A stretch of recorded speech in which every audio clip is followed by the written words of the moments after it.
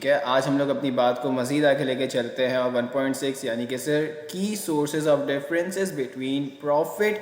Sir जी देखिए word इस्तेमाल क्या कर रहा है, profit and not for profit organisation. Sir differences देखनी है हमें प्रॉफिट और नॉट फॉर प्रॉफिट ऑर्गेनाइजेशन के बीच में। तो सर सबसे पहले हमें डिफरेंस बताता है owner and other stake holders. तो सर अब यहाँ पे बच्चे का सवाल आया कि ये हमारे पास ओनर और स्टेक होल्डर्स, इन दोनों चीज़ों में क्या फ़र्क है। ठीक है, तो सबसे पहले देखते हैं कि सर कहते किसको है ये।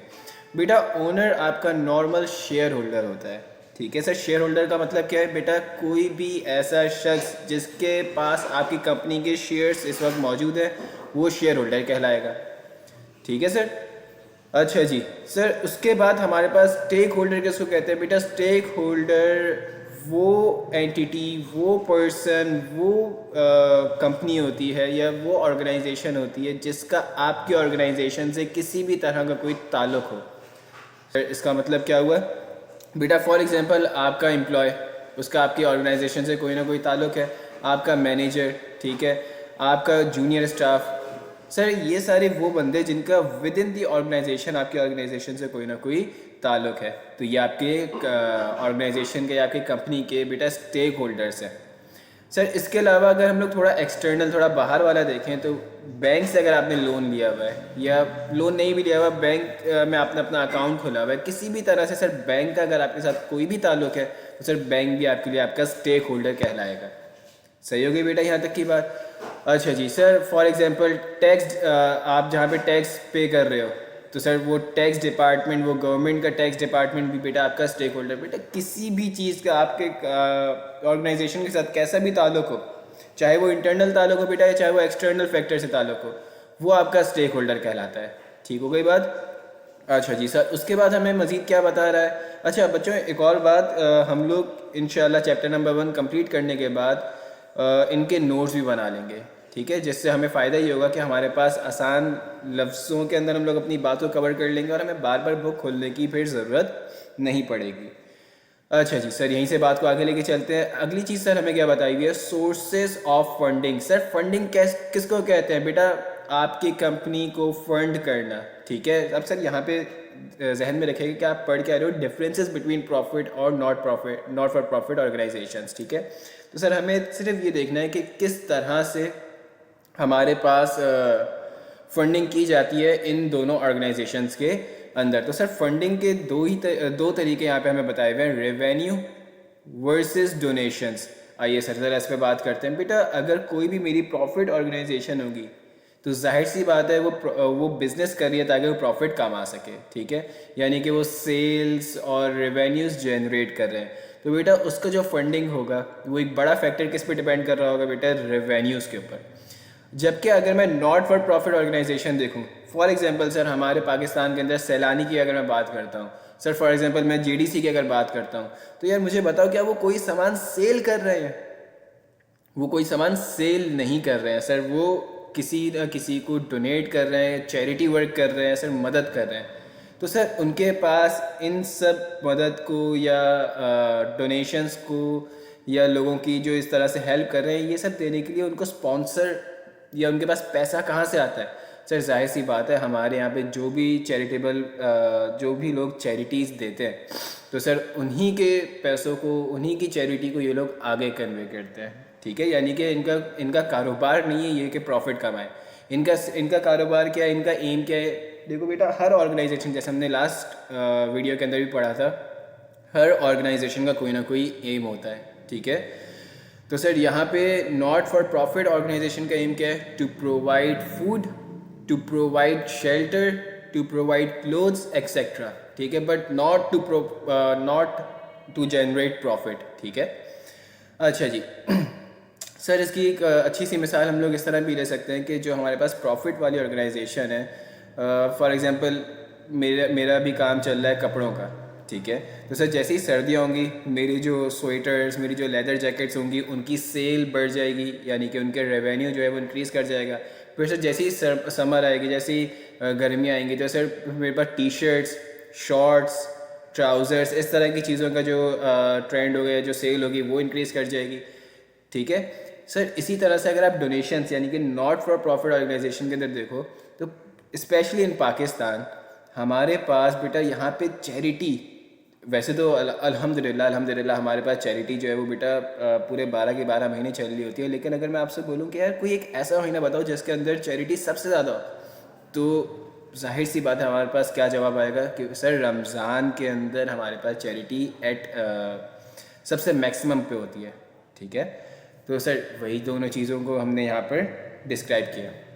बेटा अगर यहाँ पे किसी को भी कोई मसला आता है तो मुझे नीचे कमेंट बॉक्स के अंदर भी अपना सवाल पूछ सकता है। ठीक है, अच्छा जी सर, उसके बाद आगे क्या कह रहा है हमें थर्ड पॉइंट से, थर्ड पॉइंट हमें बताता है गोल्स। सर जी अब किसी भी कंपनी, हमने डेफिनेशन के अंदर पढ़ा था ऑर्गेनाइजेशन की कि हर ऑर्गेनाइजेशन किसी ना किसी गोल के ऊपर, बेटा ये डेफिनेशन बहुत ज़्यादा इंपॉर्टेंट है। ठीक है, तो आपने डेफिनेशन को अपने जहन के अंदर समझो बेटा, हिफ्स कर लो। सही है, अच्छा जी sir, goals. Primary goal of profit oriented business is maximising share holder wealth while not for profit is the provision of goods services. Sir जी अब यहाँ पे जो भी प्रॉफिट ऑर्गेनाइजेशन है, जो भी ऑर्गेनाइजेशन प्रॉफिट के लिए काम कर रही है, बेटा दरअसल वहाँ पे पैसा किसका लगा हुआ है? तो सर जवाब आता है कि पैसा लगा हुआ है शेयर होल्डर्स का। तो सर अब उस ऑर्गेनाइजेशन का मेन एम, मेन गोल क्या है? सर उनका मेन गोल है कि वो इतना पैसा कमाए कि वो शेयर होल्डर को उनका प्रॉफिट भी दे सके। सर गौर से सुनिएगा, वो शेयर होल्डर की वेल्थ भी इंक्रीज़ कर सके।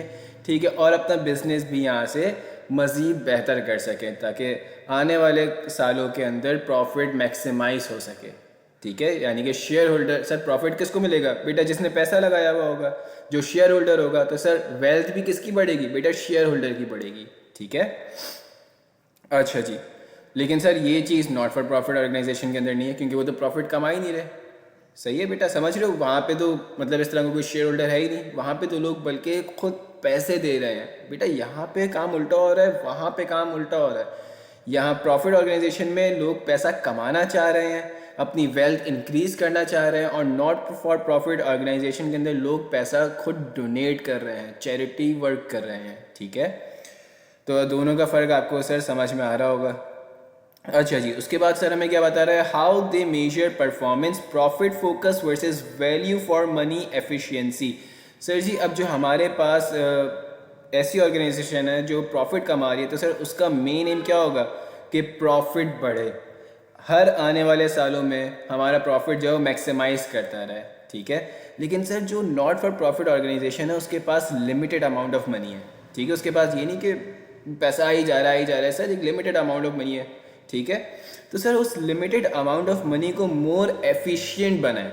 सर जी मोर एफिशिएंट का मतलब यहाँ पर क्या होगा बेटा कि वो कम से कम पैसों के अंदर ज़्यादा से ज़्यादा लोगों को गुड्स प्रोवाइड करते हैं। ठीक है सर, अब जैसे मिसाल लेते हैं, हमारे पास एक एक्स इदारा है और एक वाई इदारा है। सर एक्स इदारा क्या करता है? एक्स इदारा 20 लोगों को सर चिकन टिक्का खिला देता है। ठीक है, पैसे दोनों के पास सर सेम है, एक्स के पास भी सेम चैरिटी आई हुई है और वाई के पास भी सर सेम चैरिटी आई हुई है। लेकिन एक्स ने क्या किया? एक्स ने उन सारी चैरिटी को मिला के 20 लोगों को टिक्का खिला दिया, चिकन टिक्का। भाई उन 20 लोगों को तो मज़े आ गए, ऐसा ही है। लेकिन सर जो हमारे पास वाई इदारा है उसने कहा यार चिकन टिक्का अगर मैं खिलाऊंगा तो सिर्फ 20 लोग खा पाएंगे, इन्हीं पैसों के अंदर अगर मैं दाल चावल या दाल रोटी खिला दूँ तो सर 20 की जगह 100 या 150 बंदा खा लेगा। तो सर उसने ये किया कि उसने चिकन टिक्का नहीं बल्कि 100-150 बंदों को खाना खिलाया ताकि सर ज़्यादा से ज़्यादा लोगों तक, ज़्यादा से ज़्यादा लोगों का पेट भर सके। तो सर उसने काम मोर एफिशिएंटली किया। ठीक है सर, मतलब क्या? वो उसने काम ज़्यादा समझो, जो उसने सेम पैसों, सेम चैरिटी के अंदर जो उसने नंबर ऑफ पीपल कवर किए वो सर ज़्यादा थे। ठीक है, तो सर जो हमारे इस तरह के फलाही इदारे होते हैं, जो हमारे इस तरह के नॉट फॉर प्रॉफिट बेटा ऑर्गेनाइजेशन होती हैं, वो कोशिश ये करते हैं कि वो ज़्यादा से ज़्यादा लोगों को फ़ायदा पहुंचा सकें। ठीक है, क्योंकि उनके पास अमाउंट जो होती है बेटा वो सफिशिएंट होती है। सही है, अच्छा जी सर जी, उसके बाद लास्ट पॉइंट हमारे पास क्या है? Use of technology, for example Apple versus new agency और सोशल क्लब। सर अब हमें पता है कि हमारी जो मॉडर्न जो हमारा ज़माना आया सर, इसके अंदर हमारे पास टेक्नोलॉजी का यूज़ भी बढ़ते ही जा रहा है। ठीक है, हर जगह पे हमारे पास टेक्नोलॉजी। सर आज जो हम लोग ये ऑनलाइन क्लास ले सक रहे हैं, जो बच्चे बेटा यूट्यूब से इसकी रिकॉर्डिंग देखेंगे, सर उनको क्या बात मालूम है कि अब हमारे पास टेक्नोलॉजी आ गई है। ठीक है, पहले ये टेक्नोलॉजीज़ हमारे पास मौजूद नहीं थी। ठीक है, लेकिन सर अब जहाँ पे जिसका मेन एम होगा कि यार हमें प्रॉफिट कमाना है, ठीक है, कम से कम हम लोग ने एक्सपेंस करना है, एक्सपेंडिचर हमारा कम से कम हो और प्रॉफिट हमारा मैक्सिमाइज हो, तो सर मैक्सिमाइज प्रॉफिट के लिए वो अच्छी अच्छी टेक्नोलॉजी का भी इस्तेमाल करना शुरू कर देगा। लेकिन सर जो नॉट फॉर प्रॉफिट ऑर्गेनाइजेशन होगा, जिसका सर मेन एम ये नहीं है कि वो प्रॉफिट कमाए बल्कि वो लोगों को सर्व करे, तो सर उसको टेक्नोलॉजी परचेज़ करने में थोड़ी सी हिचकिचाहट होगी। सर वजह क्या है इसकी? सर एक तो टेक्नोलॉजी जो भी नहीं आती है वो sir at the start, at its very first sir वो काफ़ी एक्सपेंसिव होती है, ऐसा ही है।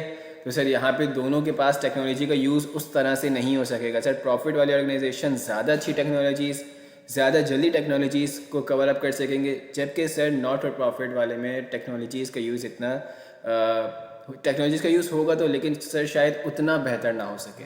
ठीक है, अच्छा जी बेटा, यहाँ तक अगर किसी को कोई भी मसला हो, कोई भी कहीं पे भी कोई इश्यू हो, तो वो मुझे कमेंट बॉक्स में भी बता दें, ठीक है, या फिर मैंने अपना नीचे बेटा नंबर भी दिया हुआ है, वो मुझसे डायरेक्टली भी पूछ सकता है। सर जी इसके नोट्स भी हमने अभी बनाने हैं, ठीक हो गई बात। अच्छा जी सर, मज़ीद आगे क्या कह रहे हैं हमसे, पब्लिक सेक्टर ऑर्गेनाइजेशंस, और चले आइए सर ज़रा इसको रीड आउट करते हैं। ऑर्गेनाइजेशंस ओन्ड और रन बाय गवर्नमेंट, यानी कि लोकल और नेशनल और government agencies are described as public sector. Sir ये यहाँ पे हमें पब्लिक सेक्टर ऑर्गेनाइजेशन के बारे में बता रहे हैं बेटा। ऐसी ऑर्गेनाइजेशंस बेटा, ऐसी ऑर्गेनाइजेशंस जो कि या तो ओन की गई हो या फिर चलाई जा रही हो, सर किससे? गवर्नमेंट के ज़रिए से, ठीक है। या तो सर अब गवर्नमेंट का मतलब यहाँ पर क्या है बेटा? आम, लोकल और नेशनल। सर जी यहाँ पे एक तो गवर्नमेंट ये ऑर्गेनाइजेशन चला रही है, सर इसके अलावा इसके शेयर्स जो होते हैं वो लोकल मार्केट के अंदर भी अवेलेबल होते हैं, ठीक है। सर पब्लिक का मतलब क्या है? आम आवाम। सर जी इसके जो शेयर्स होंगे वो आम आवाम के पास भी अवेलेबल होंगे, यानी कि जो इसके शेयर होल्डर्स होंगे बेटा, फिर से गौर से सुनिएगा, मैंने क्या वर्ड इस्तेमाल किया है? शेयर होल्डर्स होंगे। सर वो आम आवाम भी हो सकती है अगर वो शेयर परचेज कर ले, ठीक हो गई बात। All other organizations are classified as private sector. अब सर जो इस तरह से लिस्टेड कंपनीज नहीं है सर, जिनके शेयर जैसे आप पाकिस्तान स्टॉक एक्सचेंज पे गए सर, वहाँ पे हर कंपनी तो लिस्टेड नहीं है, ठीक है। तो सर जो कंपनी लिस्टेड नहीं है वो फिर प्राइवेट सेक्टर के अंदर आ जाएगा, वो उसके शेयर जो है वो आवाम नहीं खरीद सकती। बेटा यहाँ तक कोई मसला हो तो बताइएगा। अब हम लोग आगे बढ़ते हैं और ज़रा देखते हैं हमारे पास लिमिटेड लाइबिलिटी कंपनीज हमसे क्या कह रही है, ठीक है। Limited liability companies denoted by x limited और x PLC in the UK are a separate legal entity from their owners। बेटा यहाँ पे गौर करिएगा, limited liability companies are a separate legal entity, किससे सर? फ्रॉम देयर ओनर्स, यानी कि उनके शेयर होल्डर से।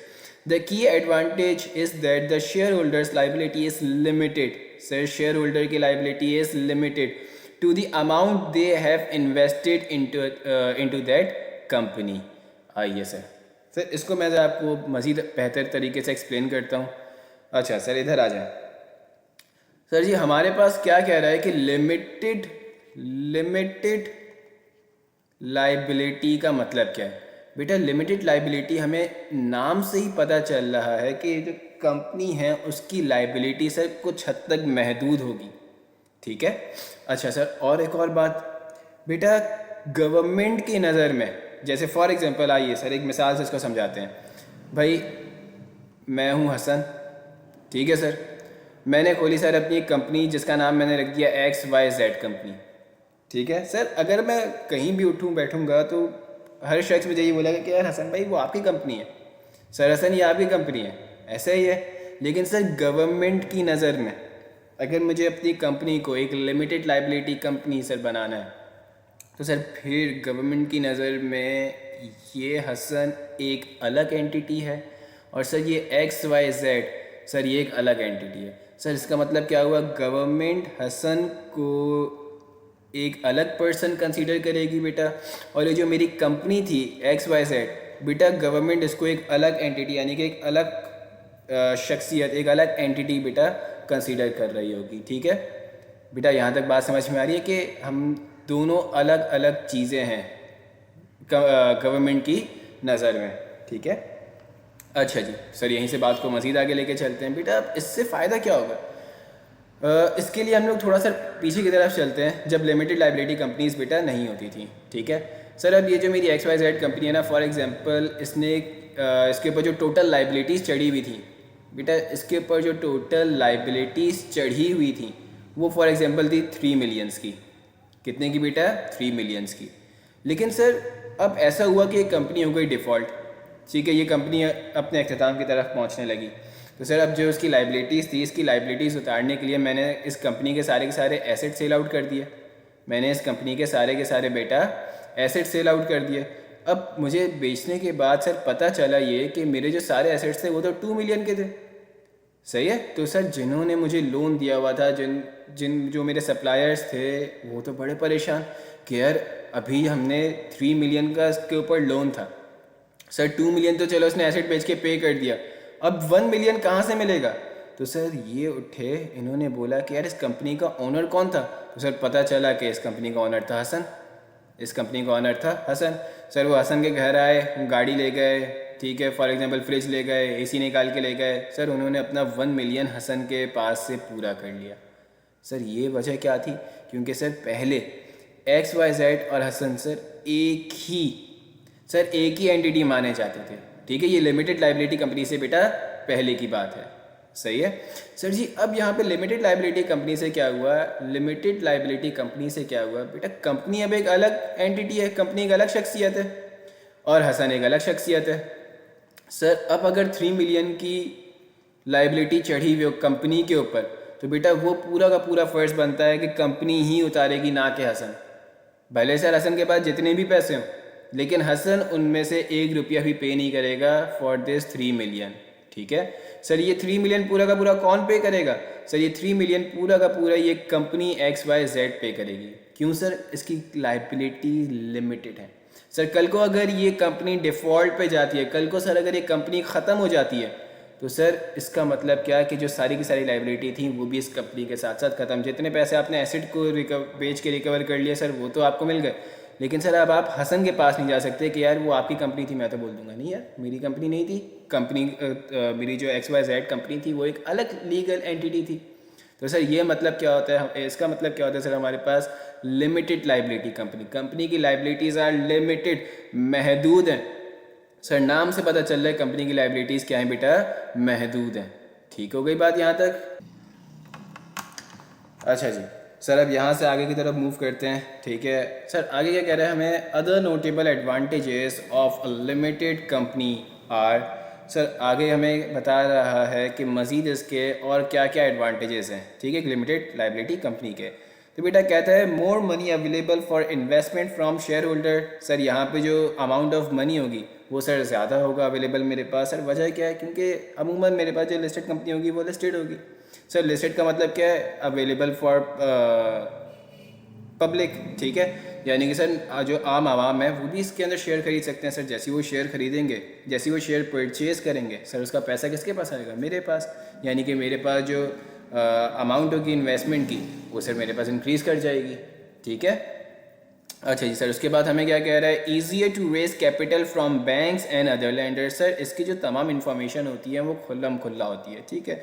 यहाँ पे कोई भी चीज़ आप हाइड नहीं करे हुए होते हो, ठीक है सर। यानी कि आपकी जो भी परफॉर्मेंस है वो नॉर्मल आवाम के पास, जो आम पब्लिक है बेटा, उसके पास मौजूद है सर। इसी तरह से बैंक के पास भी मौजूद है। तो अब बैंक को मालूम होगा कि यार ये इस एंटिटी ने, इस कंपनी, इस ऑर्गेनाइजेशन ने बेटा कितने पैसे कमाने, तो वो उस हिसाब से उसको लोन, कैपिटल वगैरह वगैरह भी उसको प्रोवाइड कर सकता है, ठीक है। दूसरी बात सर ये कि बैंक को मालूम हुआ कि यार ये जो लिस्टेड कंपनी है ये भागेगी तो नहीं मेरा पैसा लेकर, ये तो मेरा पैसा देगी, तो ये भी एक प्लस पॉइंट हो जाता है हमारे लिए सर। उसके बाद हमें क्या बता रहा है? Ownership and control are legally separated. बेटा अब ये मज़े की बात सुनिएगा, शेयर होल्डर को लॉ के अंदर, बेटा शेयर होल्डर कौन होता है? आपकी कंपनी का ओनर, ऐसा ही है सर। शेयर होल्डर को लॉ के अंदर सिर्फ और सिर्फ एज एन इन्वेस्टर देखते हैं, सही है सर जी। शेयर होल्डर को इजाज़त, हालांकि सारा का सारा पैसा किसका लगा हुआ है सर? शेयर होल्डर का, लेकिन सर शेयर होल्डर को इजाज़त नहीं है कि वो अपनी कंपनी के अंदर डायरेक्टर, मैनेजर या कैसी भी कोई पोस्ट ले, ठीक है। उसके लिए सर पे उसको अलग बंदे हायर करने हैं जो हमारे पास बेटा कहलाएंगे मैनेजर्स, ठीक है। मैनेजर्स या डायरेक्टर्स बोल दो इनको, ठीक है सर ये फिर हमारे पास एक अलग कहानी आती है। सर ये मैं याद रखिए किसकी बात कर रहा हूँ बेटा, लिमिटेड लाइबिलिटी कंपनी की। प्राइवेट कंपनी के अंदर आप कुछ भी कर सकते हो, ठीक है, क्योंकि ये वाली कंपनी बेटा लिस्टेड होती है ना, तो ये एक तरीक़ेकार से चलती है, ये एक लॉ के हिसाब से चलती है। तो सर हमें लॉ क्या कहता है, जो भी कंपनी लिस्ट कराओगे उसका शेयर होल्डर को बोलो पैसे दे और घर जाए। सर घर जाने के बाद क्या करे बेटा, उसने कुछ मैनेजर्स, कुछ डायरेक्टर्स अपने बिहाफ पे हायर किए हुए हैं, सही, जो कि सर कंपनी को कंट्रोल करेंगे और डायरेक्ट करेंगे, ठीक है। अच्छा जी सर जी, इसका notable disadvantages would include, sir इसके डिसएडवांटेजेस क्या होंगे, greater administrative burden and cost. Sir greater administrative burden and cost का मतलब क्या है बेटा, अब मेरे पास एक नॉर्मल कंपनी है सर, नॉर्मल प्राइवेट कंपनी में मैं चला रहा हूँ, इसके लिए मुझे कोई डॉक्यूमेंटेशन की ज़रूरत है सर, इसके लिए मुझे किसी ऑडिट की ज़रूरत है सर, इसको मुझे कहीं रजिस्टर कराने की कोई भी ज़रूरत नहीं है सर। लेकिन सर जिस वक्त मैं जाके अपनी कंपनी को लिस्ट करवाता हूँ तो बेटा वहाँ पर मुझे इसको रजिस्टर कराने के पैसे देने होंगे, उसकी फ़ीस देनी होगी सर। इसके मुझे सालाना ऑडिट, सर जब भी मैंने एक्सक्यूज़ मी बेटा, जैसे ही मैंने अपनी कंपनी को लिस्ट करवा दिया सर, जैसे ही मैंने अपनी कंपनी को बेटा गौर से सुनिएगा लिस्ट करवा दिया, फिर मुझे सर उसके सालाना ऑडिट लाजमी करवाना है, जो कि जाहिर सी बात है कोई ना कोई चार्जेस लेगा। तो सर इसकी जो एडमिनिस्ट्रेटिव और इस तरह की जो कॉस्ट होंगी बेटा वो बढ़ जाएंगी, ठीक हो गई बात। अच्छा जी सर, उसके बाद क्या कह रहा है, lack of privacy. Sir ji lack of privacy का मतलब क्या है, अभी हमने ऊपर बैंक वाले सेक्शन के अंदर भी देखा था कि इसके जो सारे के सारे कारनामे हैं, जो भी सारा इसका नामा अमाल है, वो सर खुल्लम खुल्ला रखा हुआ है। तो सर जाहिर सी बात है जो इसके कॉम्पिटिटर्स होंगे वो तो आराम से इसकी फाइनेंशियल स्टेटमेंट्स उठा सकेंगे, जो इसकी नॉर्मल आवाम, जो नॉर्मल पब्लिक होगी सर, वो भी आराम से इसका सारी की सारी फाइनेंशियल स्टेटमेंट्स उठा सकेंगे। तो सर यहाँ पे जो प्राइवेसी होती है वो थोड़ी सी कॉम्प्रोमाइज़ हो रही होती है, ठीक होगी बात बेटा। यहाँ तक आगे की तरफ मूव करते हैं। In the UK limited companies come in two types. Sir दो तरह से लिमिटेड कंपनी आती है बेटा, कहाँ पे, यूके के अंदर। और सर हमें भी कहाँ का पढ़ना है बेटा, ECCA कर रहे हो तो यूके ही का पढ़ना है, ठीक है। सर जी प्राइवेट लिमिटेड कंपनीज, पहली फॉर्म क्या है इसकी, दो टाइप्स बताइए। पहला टाइप क्या है बेटा, limited liability companies and public liability public limited companies, ठीक है। अच्छा जी सर आइए ज़रा इन दोनों को भी देखते हैं बेटा। Private companies are usually owned by a small number of people. Sir private company क्या, मैंने स्टार्ट करी सर, मेरे साथ मेरा भाई लग गया, मेरे साथ मेरा कज़न लग गया सर, ये फैमिली के अंदर ही मैं इसको चला रहा होता हूँ, ठीक है। तो यकीनन यहाँ पे जो नंबर ऑफ़ पीपल होंगे, जो नंबर ऑफ़ ओनर्स होंगे, नंबर ऑफ़ शेयर होल्डर्स होंगे सर, वो बहुत ही लिमिटेड होंगे, बहुत ही कम होंगे। And their shares are not easily transferable usually. Sir इसके फिर इसी तरह से क्योंकि लिस्टेड नहीं है तो सर इसके जो शेयर्स होंगे वो भी हर बंदा नहीं खरीदेगा, ठीक है। अच्छा सिर्फ मेरे जानने वाले ही खरीदेंगे, वो भी अगर किसी को मेरे पर भरोसा हुआ तो। अच्छा जी सर, उसके बाद shares of public companies will usually B traded on stock exchange. बेटा जो पब्लिक कंपनीज होती हैं, आपने कभी पाकिस्तान स्टॉक एक्सचेंज देखा हो तो उसके ऊपर जो भी सारी कंपनी लिस्ट हुई हुई है ना बेटा, वो सारी पब्लिक कंपनीज हैं, ठीक है। तो सर उनके जो शेयर्स होते हैं वो आराम से कोई भी बंदा ख़रीद सकता है, परचेज़ कर सकता है। और जाहिर सी बात है अगर आपने बेटा एक भी शेयर खरीद ले तो आप उसके कुछ % के ही सही, लेकिन शेयर होल्डर तो बन गए। The directors of a public company are less likely to hold a significant shareholding in the company। Sir UK के अंदर बेटा जो डायरेक्टर होगा, किसकी बात हो रही है यहाँ पर बेटा, जो डायरेक्टर होगा सर उसको अलाउ ही नहीं है, उसको सर क्या चीज़, उसको बेटा अलाउ ही नहीं है कि वो ज़्यादा नंबर ऑफ़ शेयर ख़रीद सके अपनी ही कंपनी के अंदर, ठीक है। अच्छा सर इसकी वजूहत क्या है बेटा, इसकी वजूहत हम लोग आगे डिस्कस करते रहेंगे, ठीक है। इसके इंशाल्लाह ताला हमने नोट्स भी बनाने हैं बेटा, तो उन नोट्स के अंदर भी हमने अपनी बातें करनी है, सही है। तो नोट्स के अंदर हम लोग इन सब चीज़ों को बेटा अलग अलग से भी एक दफ़ा करके समझेंगे, ठीक है। तो please feel free to ask me, ठीक है। यहाँ पे कोई भी कन्फ्यूजन हो, जाहिर सी बात है बेटा आप लोग ये सब चीज़ें पहली मरतबा पढ़ रहे हो, तो आप लोगों को कहीं भी कोई अगर मसला हो तो आपने मुझे लाजमी बेटा बताना है, ठीक है। अच्छा यार एक काम करते हैं, आज इसको ज़रा यहीं तक महदूद रखते हैं, ठीक है। बाकी की चीज़ें इंशाअल्लाह ताला हम लोग आने वाली अपनी वीडियोस में कवर कर लेंगे, ठीक है। तो अल्लाह हाफ़िज़।